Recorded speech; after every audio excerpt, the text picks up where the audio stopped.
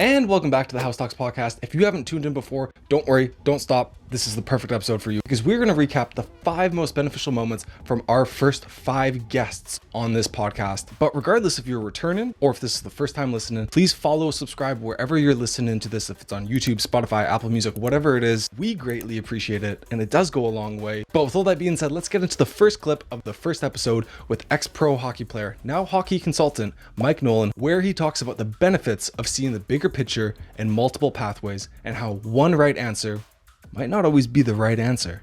Yeah, so I'm doing basically kind of what you're talking about. It's called Pro Guidance.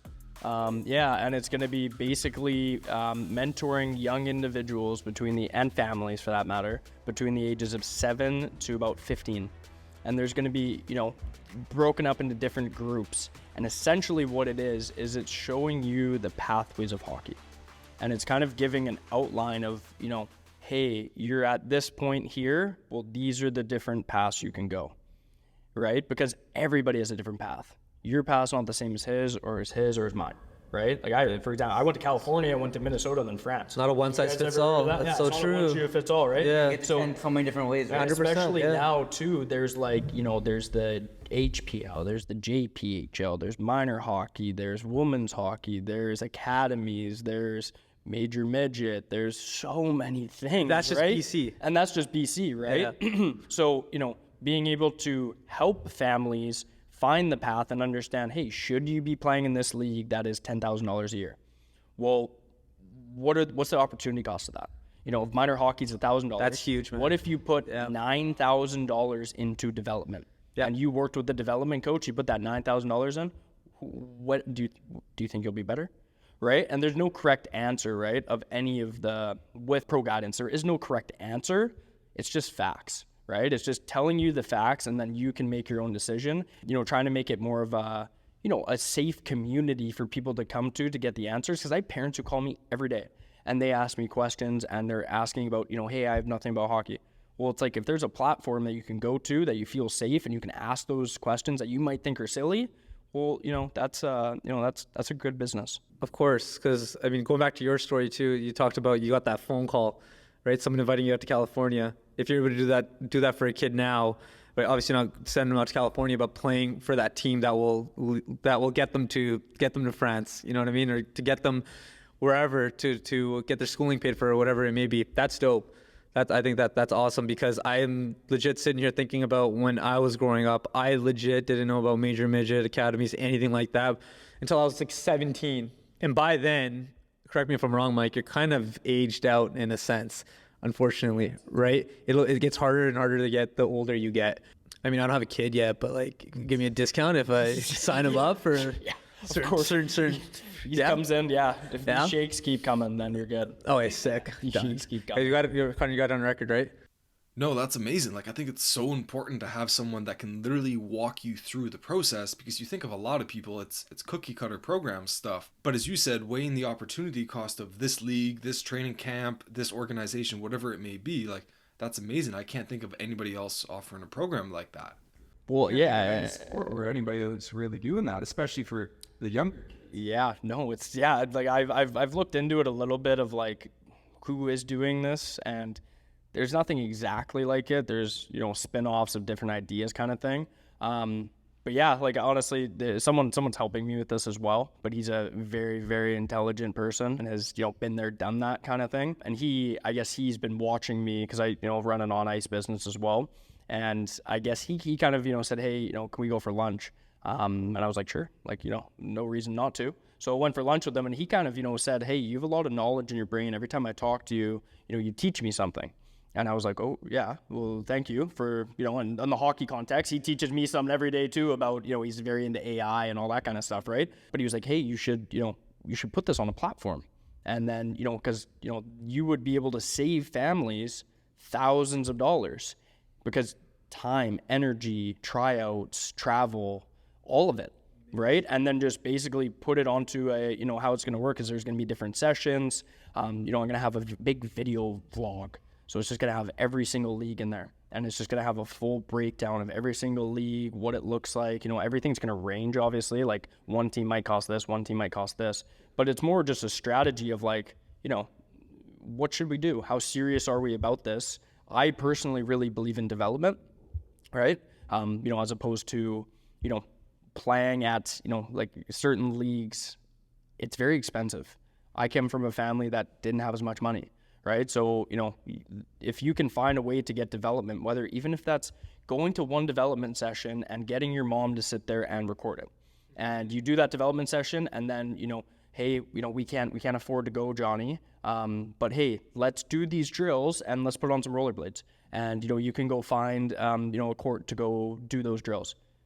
There's so many alternatives. Like I used to do things like that because my family, like I said, I played at the Winter Club, but that was hard on my family, right? My family gave a lot of sacrifices for me to get to where I went to in hockey, and thankfully it worked out the way it did because now it's helping me provide for my family as well. Next, we're going to be getting into our clip from our second episode with kinesiologist Chris Dio, where he talks about cupping coming to Canada and the benefits of cupping and how your perspective, if you open it up a bit more, might offer some new solutions to you. Right. Can you explain to somebody who's never heard cupping before what the benefit to that would be versus just like a regular massage or a foam roller or whatever that may be? So yeah, you're absolutely right. Cupping wasn't new to the Western populations. Like out here in North America, I think a lot of people's first introduction to cupping was seeing Michael Phelps in the Olympics, like the swimmer who won like a crazy amount of gold medals. And so he had like the pepperoni marks on his back. That's actually when I first saw it. So cupping prior, it was actually very, very like a very ancient technique. And the first time that it was recorded of people doing cupping was actually in the Middle East. It was in Egyptian text called the Papyrus Ebris. And it was like, it had like pretty much like hieroglyphs of like cupping being used and like scalpels and other things. What it's most known for is like people first kind of saw it in actual medical practice in traditional Chinese medicine. So a lot of the rep gets sent to the traditional Chinese medicine. However, it was actually in the Middle East first by Egyptians. Then traditional Chinese medicine included it as part of their practice. How they use it is they put it on like specific like acupuncture points, and Eastern medicine is more like holistic, so it's like whole body, and they're talking about moving qi, which is their term for energy. And all different cultures that practice cupping, they have a different term for that. So like the Polynesians, like Hawaiians, like where like the rock is from, Samoa, they talk about moving mana, like that's the term for energy. In India, they do cupping too. They talk about moving prana, that's the type of energy. Western world now that's doing cupping, we talk in terms of like connective tissue, moving blood. So that's how we kind of conceptualize it, and that's how we've come to kind of know it. So it's different from a massage in the sense, with massage, it's compressive, meaning that we're like pushing on the body and moving the surface down.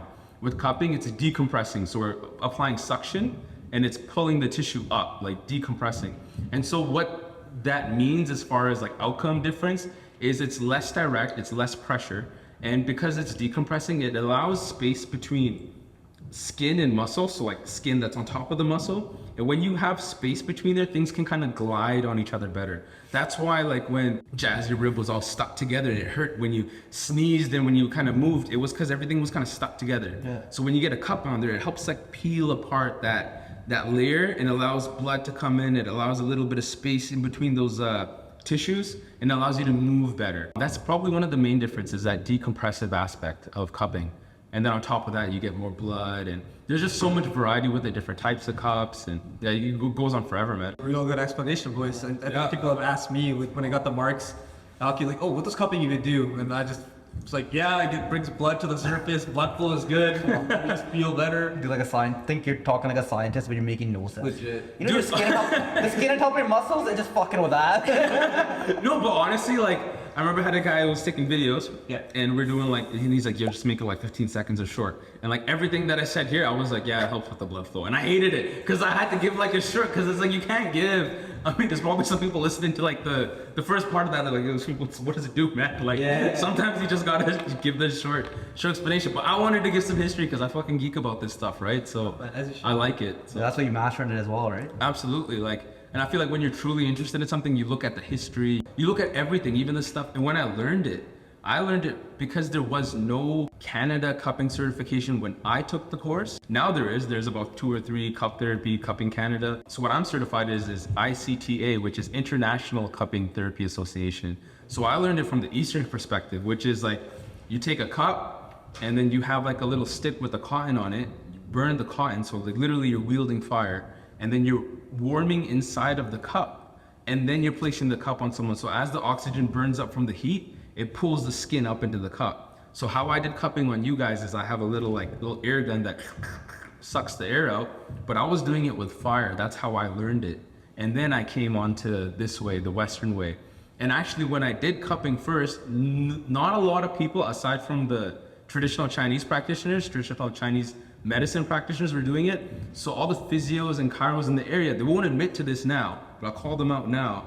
They all called me like a pseudoscience or a quack because I was doing stuff that wasn't proven in the literature. And they actually had to change it in the literature because if you type in cupping, you get the traditional Chinese medicine, and which is explained through the forms of detox and taking toxins out of your body. When you look at the research for that, it doesn't hold up. So they literally changed the name to myofascial decompression. Myo meaning muscle, fascial meaning that kind of that connective tissue. So decompressing, like I was talking about, decompressing that. So now when you have to search for does cupping work, you have to type in MFD, and then that's when the literature shows it works. But when I started doing it, that wasn't very well noted, and physios that wanted just to like knock my shit, they'd be like, yeah, cupping, that's pseudoscience, meaning like fake science, that doesn't work. He's talking about pulling toxins out, bad blood, like it's ancient. And because that's how it was explained before. They said they were pulling out bad energy, bad things. And so that came on me a lot. But the results were there. So I was just like, fuck it, whatever. I'm gonna do it because I know it's helping my clients. At the end of the day, that's the goal. I'm not trying to prove anything. Clients got better, and now look, science has caught up, and now everyone's asking the physio, how come you don't do cupping? So it's like, you know. As we said, like it goes from nobody really knows about it, so they talk shit about it. Yeah. Because they think it's not important. For sure. And then you were just spearheading that one. That's great. Yeah. Like I'm a huge advocate of cupping for everybody. Well, it's crazy because the course I took, it didn't even come to BC because in British Columbia, we have a regulatory body over our massage therapists, meaning everything they do, it has to be like tightly managed. Like you can't, like a nurse, they can't like go and like inject certain things because it's not part of their scope, right? So at RMT, they're not allowed to use certain instruments such as cupping. So when the cupping courses even came, they just skipped BC because they're like, look, who's gonna sign up? It's not even within their scope. So when I did it, I had to fly out of province to do the course, and I didn't get any credits for the course. It wasn't like it went towards like keeping my title as a kin. Like there was no benefit other than the fact that I just thought it worked and I wanted to learn about it. And there are a lot of people, they only do something when there's a direct benefit. It's like, am I gonna get credits out of this? Is it gonna make money right away?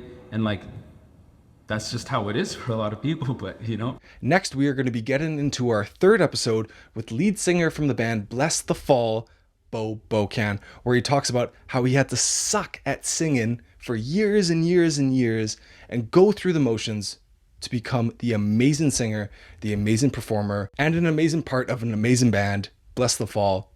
Listen to this. There's going to be lots of value in this. But yeah, I think just believing in yourself. And like I said, like my friends told me I sucked. They're like, you're not good. Like, why are you trying to do this? Especially at the beginning, right? Oh, dude. And they were like my good friends. So they're just, your best friends are the most honest with you. They're going to tell you what's up. They want the best for you too, They right? want the best for you. They're like, dude, this might not be it, And I'm like, and even on stage, I was so bad on stage. Like when we started playing shows, I like didn't know what to do. I would face the other way. I couldn't face the crowd. I was so nervous. And I'm like, yeah, it's like, why would I want to do this? I'm so nervous. I'm bad at it. But I felt like I could, like with hockey, like I could grind and work hard, and eventually I could probably figure this out, So, yeah, I took that same sort of work ethic of like, yeah, I suck now, but if you work hard enough at something, you eventually can do it. You believe in yourself, and I just believed like I'm gonna fucking figure out how to do this. I'm gonna like be good on stage one day. I don't know how. I'm just gonna keep sucking, and then one day I'll find out all the shit that you shouldn't do, and then I just won't do that. Yeah, That works. Yeah, you literally like go on stage. I'm like, okay, don't do that anymore. I did. You know what I mean? Like, stop. Facing the other way. Stop turning your back to the crowd. Stop. I would watch videos of me and like cringe. I'm like, oh my god, like what am I doing? Okay, don't do that anymore.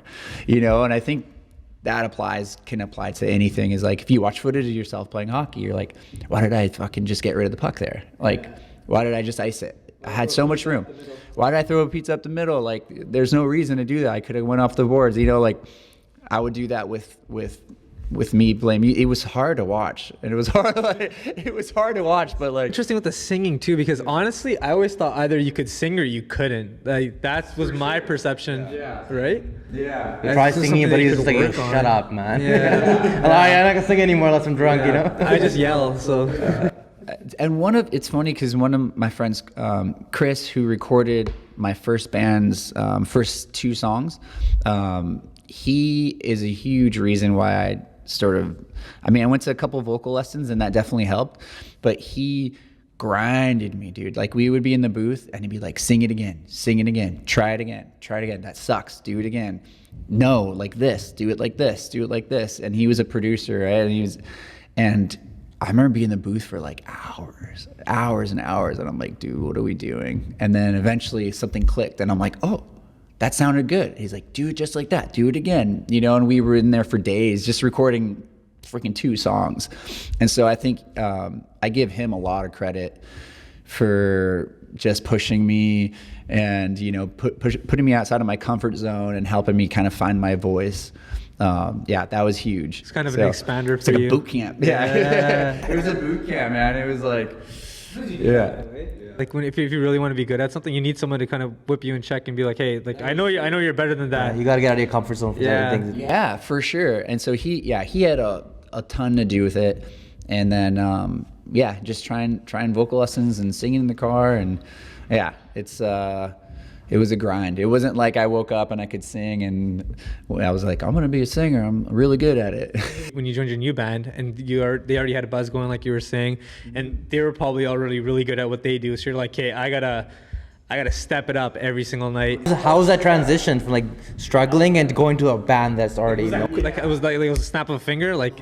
Yeah, well, same. I carried on the work ethic for sure, and I feel like everything that I did in life, or like, you know, with hockey for my previous band, had led up to me being in this band who is now had a buzz, and there was people in the crowd all of a sudden. You know, before there was like, you know, I'm not playing in front of many people, like 100, 200 at the most kind of thing. You know what I mean? And like, I feel like all that kind of prepared me for being in this band and being ready to go and having the work ethic and the right sort of mental, you know, headspace for like just working hard at it. And I remember we did like 5 little shows when I first joined.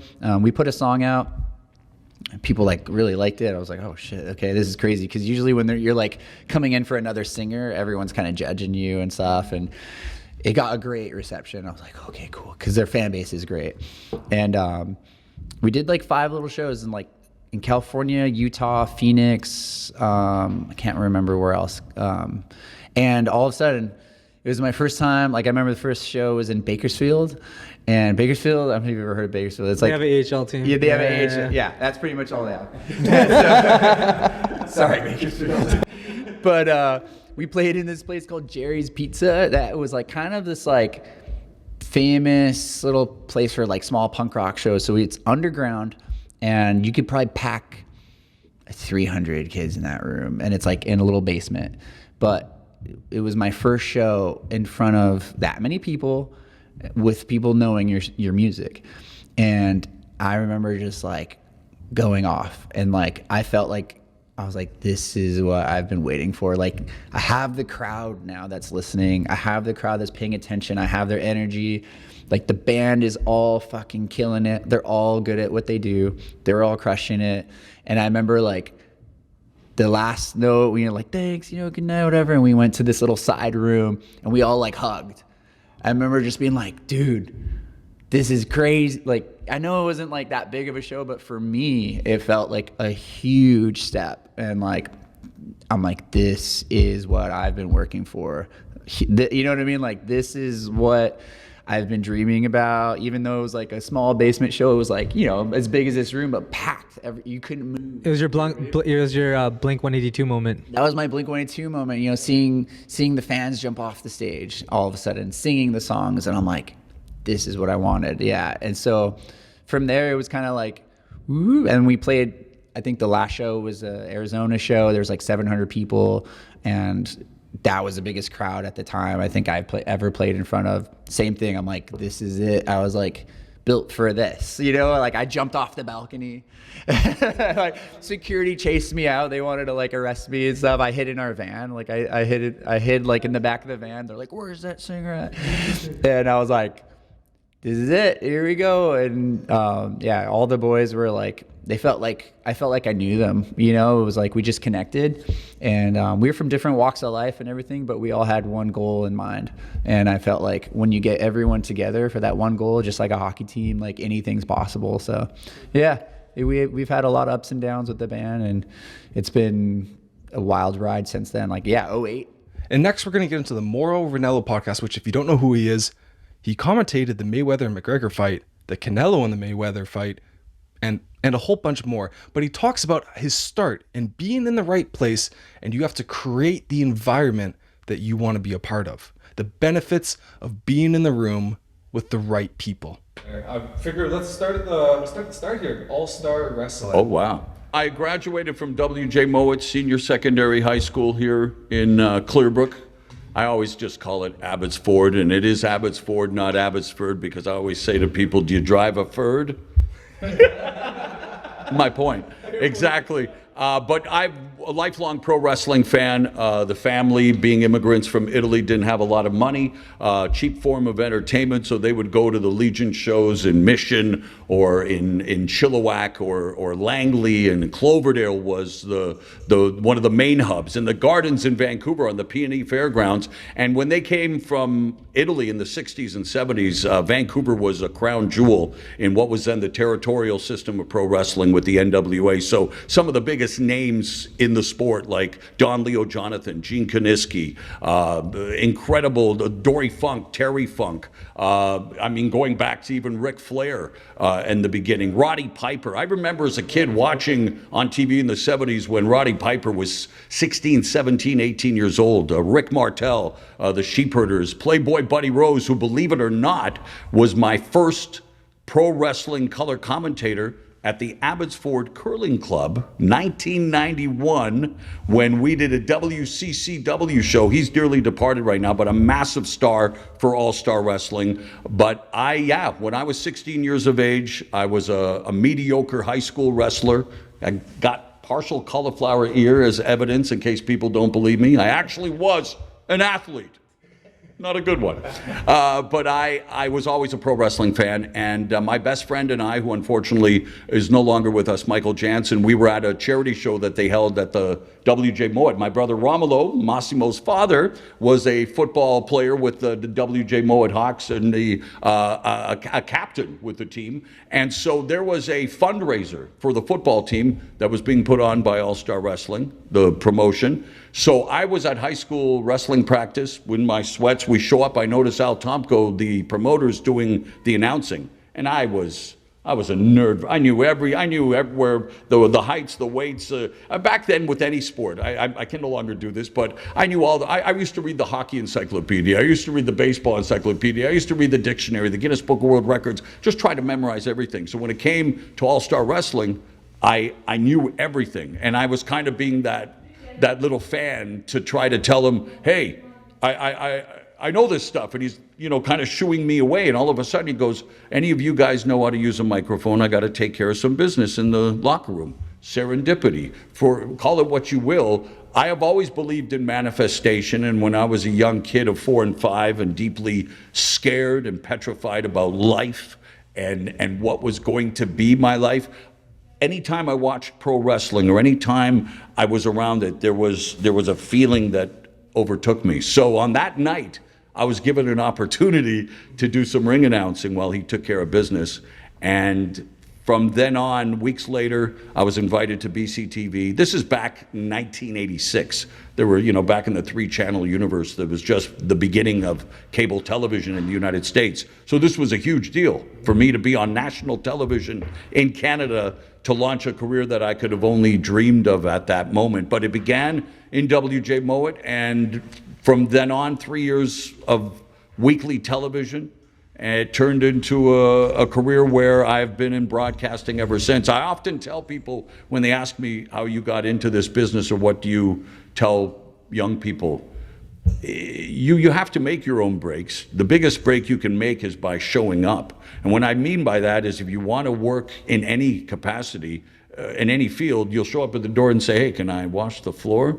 Even if it's you want to be in that C-suite. So for me as a broadcaster, or an aspiring broadcaster, to be given that opportunity to not only have a break in my hometown, but to be a break of that magnitude that would launch me to, uncharted territory for the rest of my career was humbling, but it was a dream come true, and I'm very, very grateful that I was there that night in my high school, WJ Moed, and gave me the break of a lifetime. Some people wait for the perfect opportunity to start something, but like you said, you gotta create your own circumstance to the perfect opportunity. Right? Great point. You just gotta stay ready. How do you stay ready? Well, you gotta do something. I was curious from the get-go. I was reading voraciously as a young child because I knew I was interested in being a storyteller and an entertainer and someone who wanted to make people feel things, whether it's happy, mostly. I want to make people laugh. I want to make people feel good, but I want to bring them to tears if necessary. I want to make people feel, and that's what I've done. And that's what we're, one of the reasons why I agreed to do this is that's just a conversation. We're here to make people feel. And so even at the supplement house, you are literally helping people feel better. And that's kind of where my journey as a broadcaster has taken me into storytelling, even though I've covered the most brutally violent forms of competition on earth.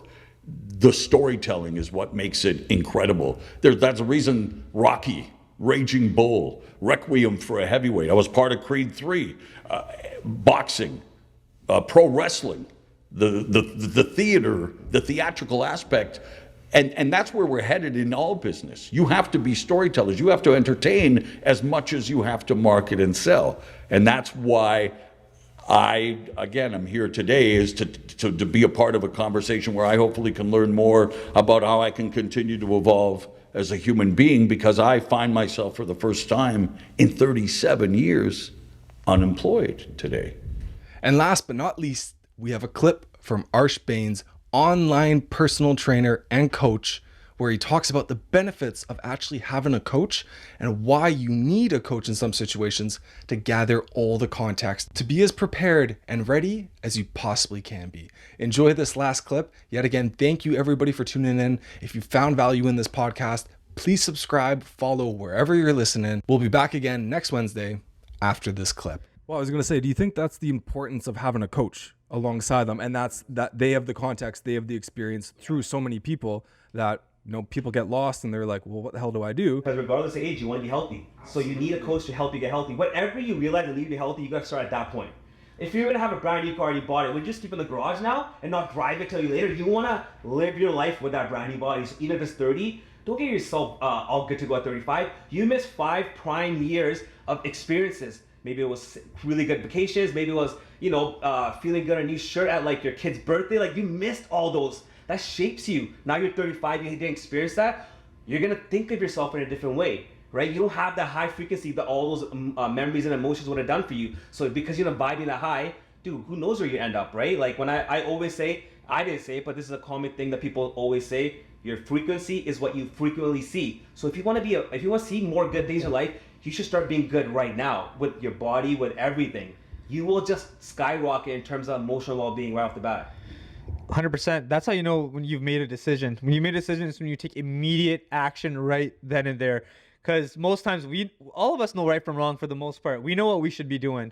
All of us, right, Connor? I think when you were talking about, kind of let it kind of fell off the wagon a little bit. You're not too happy with it, right? Not to say you don't look good. You look great. Or you look amazing, brother. But I know for your standards, and I know what that's at because you've stepped on stage before.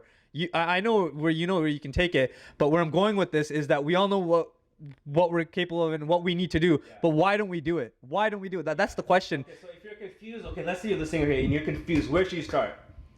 Don't overthink it, just do anything. Just start anywhere. The biggest thing that people have, paralysis by analysis. So you're just gonna sit there, you're like, I'm gonna go 100% tomorrow, I'm gonna go 100% the day after that. what's gonna happen? You ain't moving anywhere. So if you just start somewhere small, I would say, you don't even have are you going to have a gym? Cool. Can you do push-ups? Do push-ups until your chest is just like tight. Just do that. And if you say you can't, now it's on you, because now I took away all your excuses. Well, you don't want no time? You go 10 minutes? You go 5 minutes? Do you have a floor? Do you have arms? Cool. That's it. And if you can't do it, that means you're not even willing to move. If you give people give like the crazy stories of how they need help so bad, but they refuse to move because of excuses. So when you eliminate that for, like, as a coach, you eliminate all that for your client, they are forced to sit there and say, it is me. I am willing to not move right now because this guy just took away every excuse out of my book. Right? I love this.